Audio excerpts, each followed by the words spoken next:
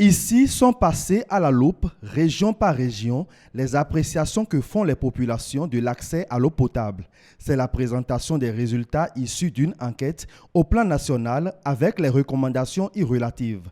L'exercice réunit les acteurs de la société civile et les responsables en charge du secteur pour un seul but, la satisfaction des citoyens. Sur la base donc, de ces informations produites, nous devons aboutir à un plan de réforme.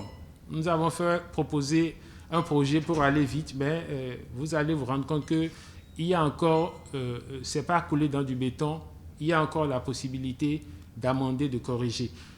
L'objectif pour nous, c'est que les usagers, les populations soient satisfaites. L'enquête dont les résultats sont décryptés a été réalisée avec le soutien du PAGIP-G, projet d'appui à la gestion des investissements publics et à la gouvernance. Un projet qui bénéficie de l'accompagnement de la Banque mondiale et dont le financement est axé sur les résultats. Il est sous la tutelle du ministère du Plan et du Développement. Les différents efforts d'investissement que le gouvernement fait à travers les projets d'investissement public, produisent des effets sur les populations bénéficiaires.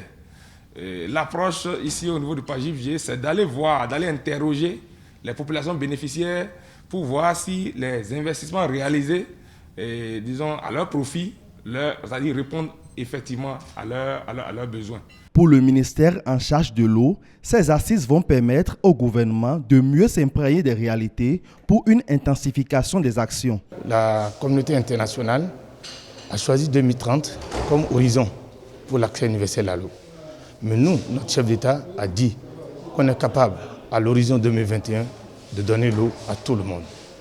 Et c'est à cela que le gouvernement s'attelle à travers ces investissements massifs dans le milieu urbain et dans le milieu rural. Donc, beaucoup de projets sont en cours pour faciliter l'accès à l'eau à nos populations. Ce présent dialogue national qui permettra d'évaluer le dispositif, le dispositif institutionnel, le dispositif technique qui accompagne la mise en œuvre de ces projets, d'ajuster pour qu'à l'horizon 2021, tout le monde puisse avoir l'eau au niveau de la population béninoise. Le projet de plan de réforme à adopter à l'issue de cette rencontre va être soumis à l'examen des autorités pour l'adoption de nouvelles stratégies.